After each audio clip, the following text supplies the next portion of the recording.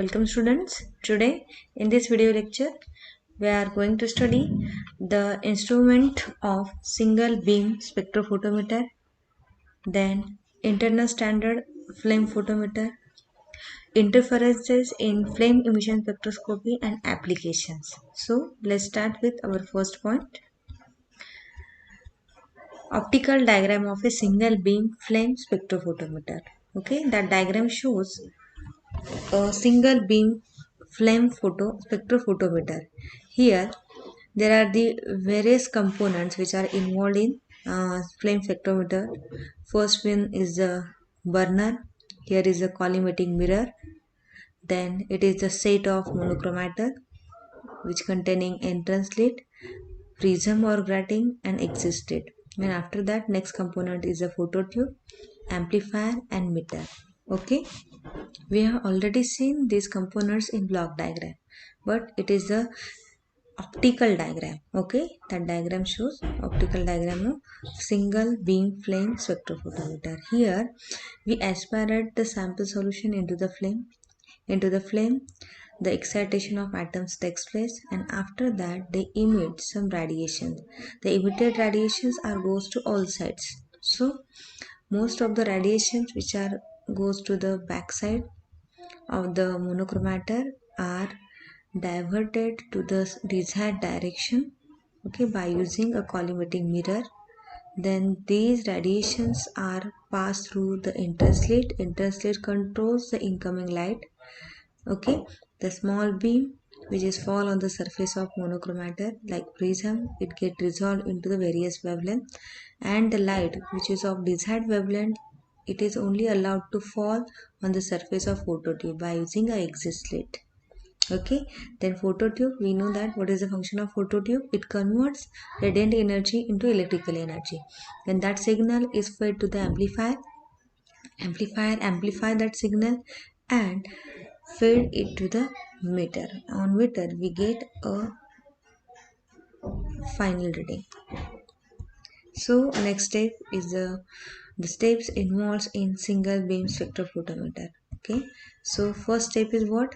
With the help of fine spray, the sample solution is aspirated into the flame. First step is aspiration of sample. After that, in the flame, during the process of combustion, the atoms are excited.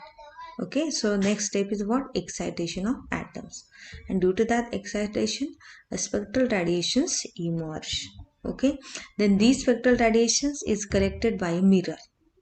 Okay, concave mirror is placed before the flame, so these radiations are collected by the mirror and then it is allowed to pass through a monochromator.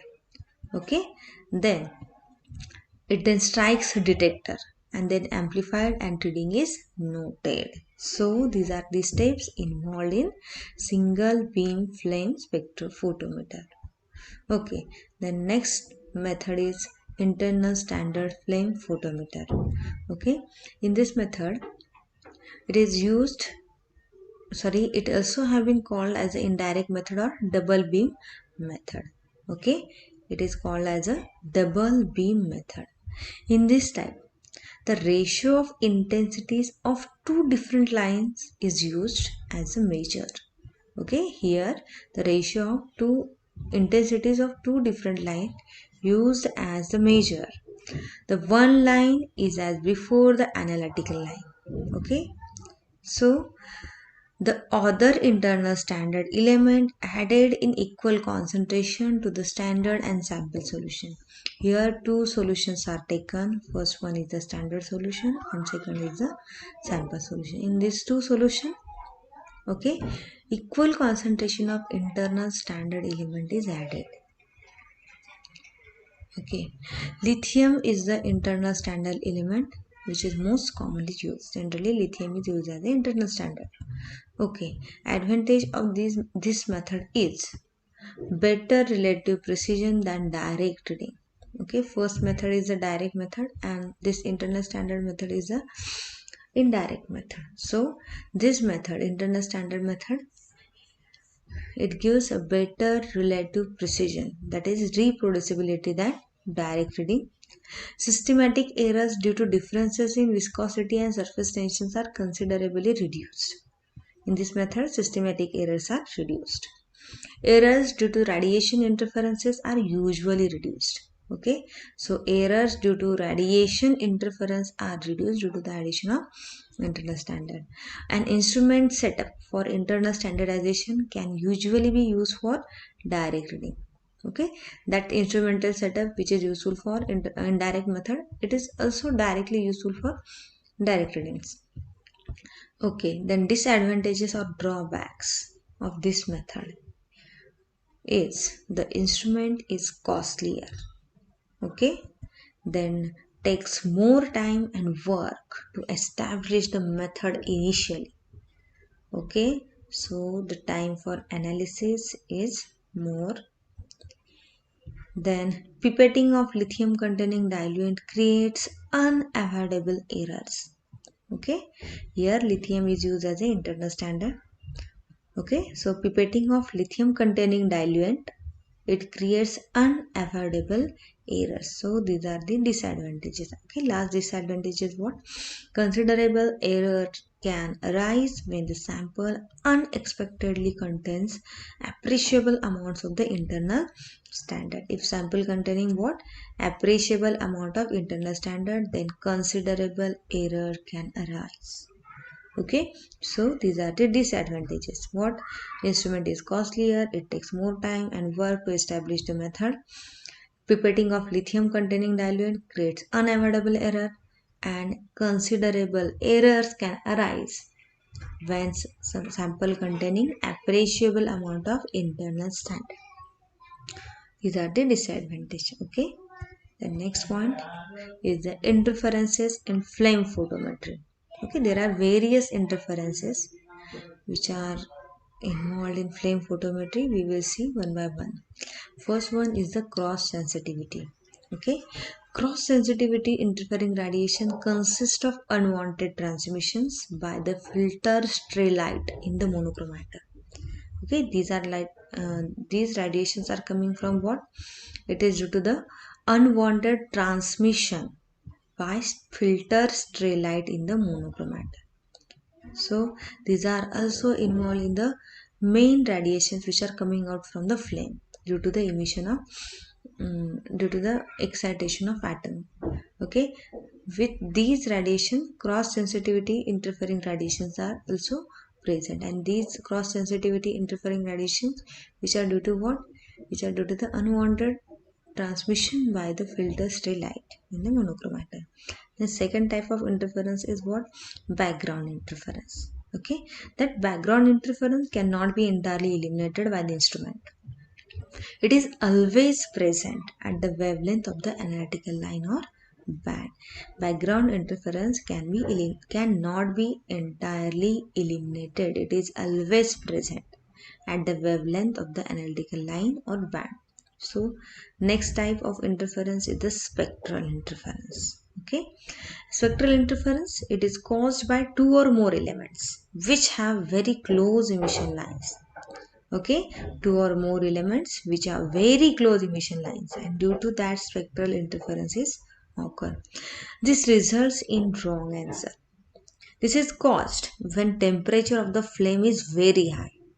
Okay, spectral interferences are caused when the flame temperature is very high, because at higher temperature large number of spectral lines are produced. Okay, higher temperature large number of spectral lines are produced, and so spectral interferences occur. In order to overcome this difficulty, two procedures are followed. Okay, so in order to overcome spectral interference, first method is what? Extraction method is used. Here the two elements which have very close lines, okay, such elements, out of these two, one is one element which is to be detected and other is a unwanted element. So the unwanted element is removed by using the extraction method. Okay, before the flame photometric analysis. Or another method to overcome spectral interference is what? By preparing calibration curve method. Okay, by preparing calibration curve, that is preparation of solution containing same quantities of interfering element. So by using these two methods, we can overcome the spectral interference. Then next one is what? The other type of spectral interference is caused by two or more elements which have not very close emission lines. But in such type of interference can be reduced to a greater extent by increasing the resolution of the spectral isolation system. Okay, two elements which have not very close spectral emission line. Okay, and in this case the two lines are resolved by increasing the extent of resolution of the spectral isolation system. Then next is what? Salts, acids and organic substances. Okay, these three can changes the physical properties of the solution. For example, viscosity, surface tension or density. So, which are due to the changes in the flame temperature. Okay, salts, acid and organic substances, they changes the physical properties of the solution due to the what? Change in flame temperature. So, interference due to the change in physical properties of the solution can either be positive or negative. Okay, when flame temperature is increases, physical properties of the solutions are changes. Okay, and interference due to the changes in physical properties of the solution can be either positive or negative. That means what? For example, alcohol raises the vapor pressure, okay, and reduces the surface tension and raises the emission. When temperature is increases, in case of alcohol, what happens? It raises the vapor pressure. Okay, vapor pressure, it is a physical property. It raises the vapor pressure and reduces the surface tension. Okay, here is a positive change, here is a negative change, and due to that, what happens? It raises the emission. Okay, so next point is the anions can interfere as components of salt or acids. When anions are present, then they also interfere as components of salts or acids. Okay, and thus serious analytical errors may occur. For example, chloride ion, okay, it causes dissociation interference. Chlorine can also affect the ionization through the formation of chloride ions in the flame. The next type of interference is the cation-cation interference. Okay, cation-cation interference can decrease the signal intensity of the metal present in the sample solution. For example, interference of sodium with potassium. Okay, one cation interference in the signal intensity of another cation. So such interference is called as cation-cation interference, and due to that there is a decrease in signal intensity. For example, interference of sodium with potassium. The next point is the applications. Applications of flame photometry. First is the qualitative analysis. Okay, this technique is useful for qualitative as well as quantitative analysis. But in case of qualitative analysis, alkali and alkaline earth metals can be detected by this technique. Okay, it is comparatively simple, fast and reliable method. But okay, structural information of compound present in the solution cannot be obtained from this technique. It is only useful for identifying what? Alkali and alkaline earth metal. But it is not useful for to determine the structure of these compounds. The elements like carbon, hydrogen, halide, which are known as non-radiating elements. Okay, so non-radiating elements cannot be detected by this method. But with some special modifications, the presence of these elements can be detected. Okay. Second application is the quantitative analysis. Mainly alkali and alkaline earth elements are determined quantitatively by using flame photometry. First method for quantitative analysis is standard addition method. To prepare a calibration curve is an important part of this analysis. So, during that process, firstly the signal intensity of unknown solution is recorded. Okay, then after that in the second stage, a series of solutions containing unknown with the addition of different amount of standards are prepared. Okay, here series of solutions of unknown with the different addition, okay, addition of different amounts of standards are prepared. Then the signal of each of this solution is recorded. Then the graph of concentration of unknown plus concentration of standard against signal intensity is plotted. Okay, and it is a straight line graph. The graph of what? Concentration of unknown plus concentration of standard. Okay, we have already prepared what? Series of solution which containing unknown with the addition of different amount of standard. So the graph of unknown plus concentration of standard against the signal intensity is plotted, and it is a straight line graph. From the graph, the concentration of unknown can be determined. Okay, and this is possible when the straight line is extrapolated on the concentration axis. Okay, look at the diagram. Here x, xa, x plus 2a, x plus 3a is what? These are the series of solution of unknown which containing different amount of standard. Okay, a is what? Standard, and x is the unknown solution. Okay, here x which do not containing standard. Here a, it is the standard, twice a, okay, thrice a. These are the different amount of standard solution which are added in the unknown solution x. Okay, all these solutions, for all these solutions, signal intensity is measured by using flame photometer. Then plot of signal intensity versus concentration of unknown plus standard solution is plotted. We get a straight line.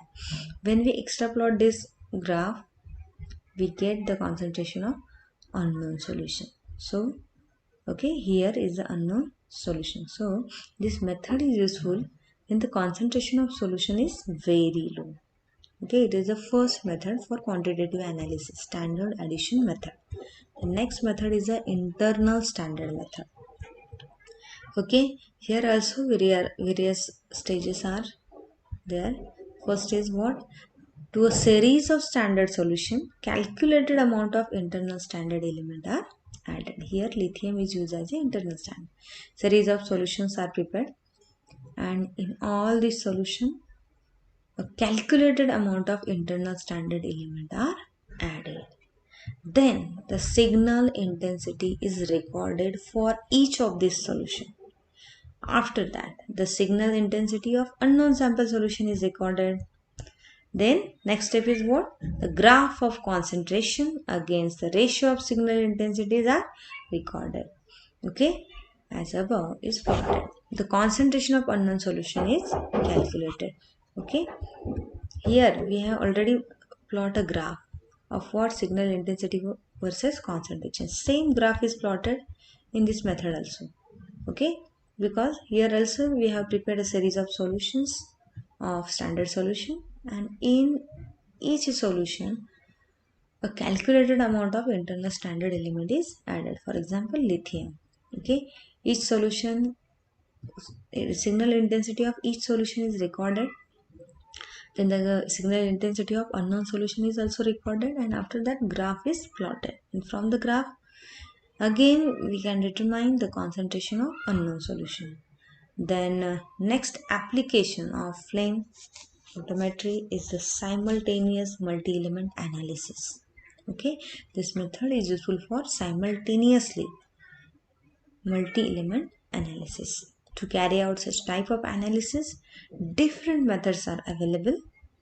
In one of the method, Vidicon detection system with 0.25 meter monochromator is used.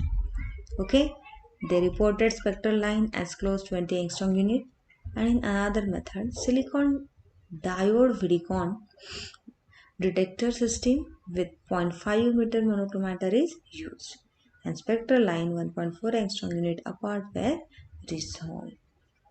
Data on 8 elements like molybdenum, iron, calcium, aluminium, titanium, manganese, cobalt, and potassium can be obtained simultaneously. So, flame photometry is also useful for the simultaneous determination of multi-element. Then miscellaneous application. Okay, flame photometry is also used in various fields Okay, first one is the agricultural and botany. In this field, this technique was applied to agricultural and related fields in the work of plant physiologists. Okay, it is useful in the determination of fertilization requirement of soil. Plants are also subjected to routine analysis. Okay, but plants are not directly used for analysis. The ashing methods are used. Okay, so the elements like sodium, potassium, iron, calcium, molybdenum, aluminum, etc. can be determined by using flame photometry. The presence of test element and their concentration can also be determined. So it is the application of flame photometry in the field of agriculture and botany. Okay, in the field of agriculture, it is useful to determine the fertilizer requirement of soil. Okay, and in the field of botany, it is useful for the routine analysis of plants. Then in the field of food and nutrition, okay, butter, milk, etc. are first ash before the analysis. They are not directly used. Otherwise, solid materials present may clog the atomizer. So, ashing method is used. But fresh milk, okay, fresh milk and the like can be atomized directly. Okay, fruit juices, soft drinks, alcoholic beverages, okay, should be ash to get a high precision. So generally ash method is used for before the analysis. From these materials, sodium, potassium, calcium, magnesium, etc. can be determined. So it is the application of flame photometry in the field of food and nutrition. In the okay, in the foods like milk, butter, soft drink, fruit juices, all these elements are analyzed by using flame photometry for the elements like sodium, potassium, calcium, and magnesium. The next field is the medicine and biology. Detection of sodium, potassium, calcium in body fluids can done by this technique. Okay, so flame photometry is used to determine elements like sodium, potassium, calcium present in body fluids. Similarly, the determination of elements like magnesium, copper, strontium can also be carried out by using flame photometry in the field of medicine and biology. The next application is in the field of geology, industry, and other fields. Natural and industrial wastewater analysis can be carried out by flame photometry. Okay, in this case, their dilution, ashing, etc. are unnecessary. Okay, usually chlorine content is determined flame photometrically. So these are the miscellaneous applications of flame photometer. First field is the agricultural and botany, food and nutrition, medicine and biology, geology, industry, and other fields. In all these fields, flame photometry is used to determine various alkali and alkaline earth metals. Then, next field is what flame photometric technique can also be applied in chemical industry and pharmacy. These applications include analysis of raw materials, intermediates, and finished products in the development and plant laboratory. Flame photometry is also used in what? Chemical industries. Okay, and there the raw materials, intermediate, and finished products, okay, are analyzed by using flame spectrometer, flame photometer. Purity determination test of chemical products can be speeded up by flame photometry. Okay, purity determination test are speeded up by flame photometry. Flame methods also for determining purity of pharmaceuticals. Okay, industrial vapors, waste gases, smoke, etc. can be analyzed for alkalis by flame photometry. Okay, so it is the application of flame photometry in the field of chemical industry and pharmacy. Okay, all the analysis of raw material, intermediate, finished product, and in the development of plant laboratories, purity determination test of chemical products can be speeded up by flame photometry. This method is also convenient for determination of purity of pharmaceuticals. Industrial vapors, waste gases, smoke, etc. can be analyzed for alkalis by flame photometry. So these are the applications of flame photometry in various fields. Okay. So today we will stop here. Thank you.